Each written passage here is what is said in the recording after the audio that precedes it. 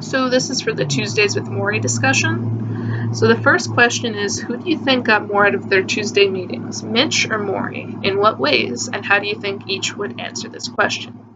So I think that Mitch got more out of the Tuesday discussions because to him, he was able to learn life lessons that he never would have learned by himself unless he's already experienced it before, which would be impossible since the lessons that Morrie taught him only come with age. However, the Tuesday discussions for Morrie were more of a catharsis for him to release everything he has learned up until the very last day that he was alive. For Morrie, he was able to continue his professorship that his body would not normally have allowed him to do by having Mitch directly visit his house to speak with him, instead of traveling to the university he normally taught at for over 30 years.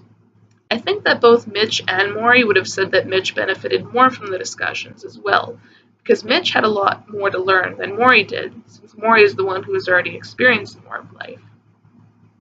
Question number 2. Discuss Morrie's criticisms of Mitch throughout the book. Do you think Morrie should have been tougher on him or easier? Morrie really only had a few big criticisms about Mitch throughout the book. The most notable, however, is how Morrie believes that Mitch doesn't show his emotions enough. Ever since Mitch was in college, Morrie wanted him to know that it is okay for him to show emotions. Throughout the book, whenever Morrie expected Mitch to express his emotions, Mitch would instead end up just brushing it all off. It wasn't until the very end that Morrie was able to finally make Mitch cry after he says that he loves him and is very close to death. I don't think that Morrie should have been tougher or easier on him in teaching him that it is okay to show emotions. I think it was done in a very fatherly way that Morrie nudged him through the years, even after a 16-year gap, that men can show emotion. Question number 3. Do you think Mitch would have listened if Morrie hadn't been dying? Does impending death automatically make one's voice able to penetrate where it couldn't before? I believe that Morrie always had a way to get people to listen to him, which is shown by how many people came to visit him after he was on the Nightline episodes, and showed the world how he was diagnosed with ALS. Morrie always had the power to captivate people and make them feel like talking to them was the most important part of his day. However, the lessons that Morrie taught Mitch could only really be taught by someone who was dying. Morrie was also 78, which gave him the power of experience and age, since he had been able to learn much more in his longer life than Mitch was able to yet experience. In general, I do also believe that death automatically makes one's voice much more powerful and gets people to listen that may not have otherwise been willing to. Question number 4. Does this book make Morrie's death a public event? If so, how is it similar to other public deaths we've experienced as a society? How is it different? So this book does definitely make Morrie's death a public event, since it goes on to describe all of the things that someone who has ALS will experience, such as the quick deterioration of muscles in only a few months. In Morrie's case, however, Mitch goes into extreme detail and even explains how the food that he brings in weekly eventually starts piling up in Morrie's fridge, since he starts to lose the ability to chew his food properly and digest more complex foods. The book also goes into how he stops being able to take care of himself because of his muscle deterioration, and eventually cannot go to the bathroom by himself or even move his head or legs to be in a comfortable position and not feel like they're being stabbed with a fork, as he described. Another public death that we've experienced as a society would have to be Stephen Hawking, who also happened to have ALS. However, Hawking had a much slower progressing form of ALS that he lived over 50 years after being diagnosed with. Although Stephen Hawking's cause of death was unreported, it can be assumed that he died from suffocation, like how Morrie died after the deterioration finally reached their lungs. Adversely, Stephen Hawking's death was much different than Morrie's, since the progression of his ALS was significantly more slow and took over 50 years, while Morrie's death happened in just over a year. Question number 5. Morrie referred to himself as a bridge, a person who is between life and death, which makes him useful to others as a tool to understand both. Talk about the literary, historical, political, or religious figures who have also served this purpose. So when observing the life of Nikola Tesla, he went from spending his entire life on trying to improve society by inventing life-altering inventions like alternating current and the Tesla coil, which can be used to harness wireless energy. Additionally, he invented the X-ray and radio, which greatly improved the lives of people, even to this day, by allowing doctors to view fractured bones and allowing the common person to hear a popular song at the flip of a switch. After creating all of these life-changing things, Tesla never really craved the same fame and fortune that the people who stole his ideas and patents did. The only thing that Tesla really wanted was for people to be able to enjoy their lives more fully and make their lives easier. This is very clear near the end of his life, where he just simply sits with pigeons at the park and feeds them bread.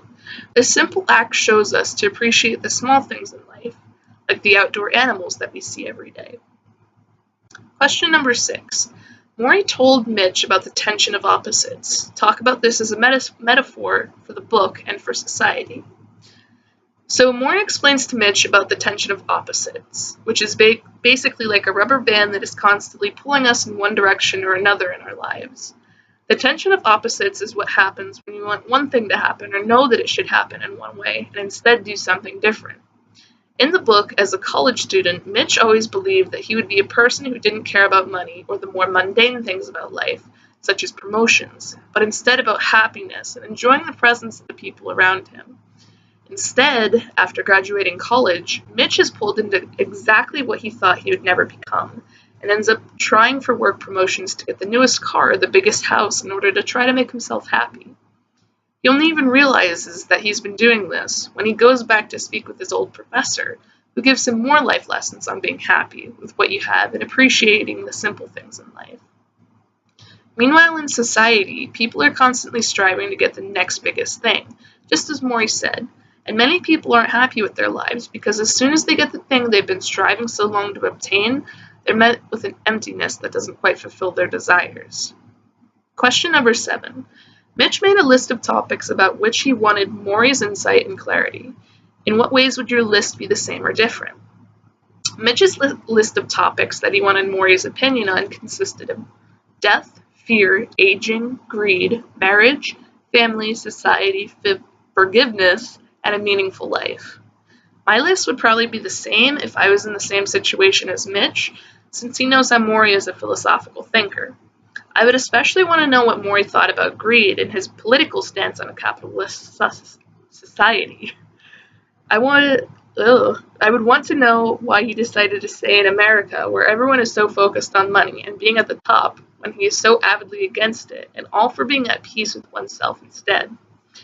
I would ask him why he didn't want to go to a country like Japan that has people who are more aware of their surroundings and respectful of the people around them, or a general place like South America that doesn't focus on material things, but instead on things like family and friends. Question number 8. Morrie said, if you found meaning in your life, you don't want to go back. You want to go forward. Is this true in your experience?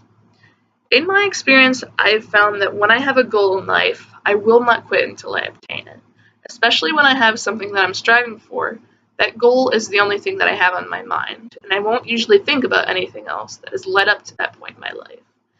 It's not until after I finish something that I may start to look back on what I did and criticize what I did up until that point.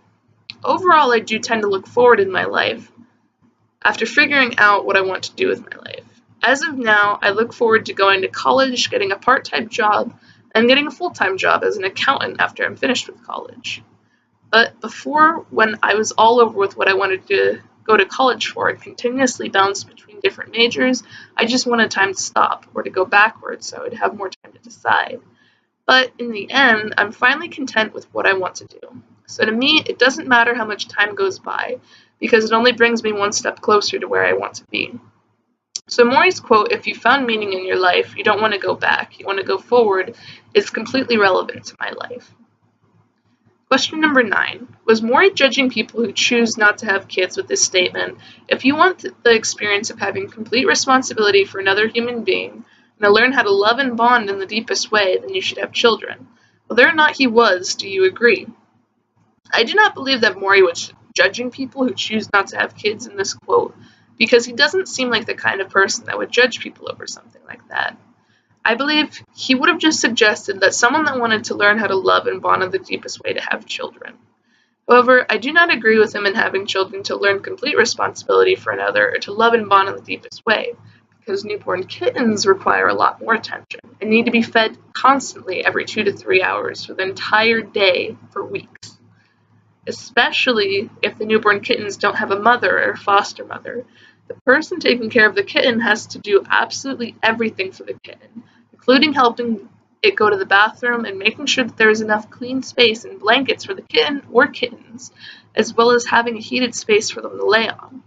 Cats and kittens also are a lot more appreciative about the attention that they receive than babies are, since cats do not have the ability to be mean or act out, since they only can act out of instinct.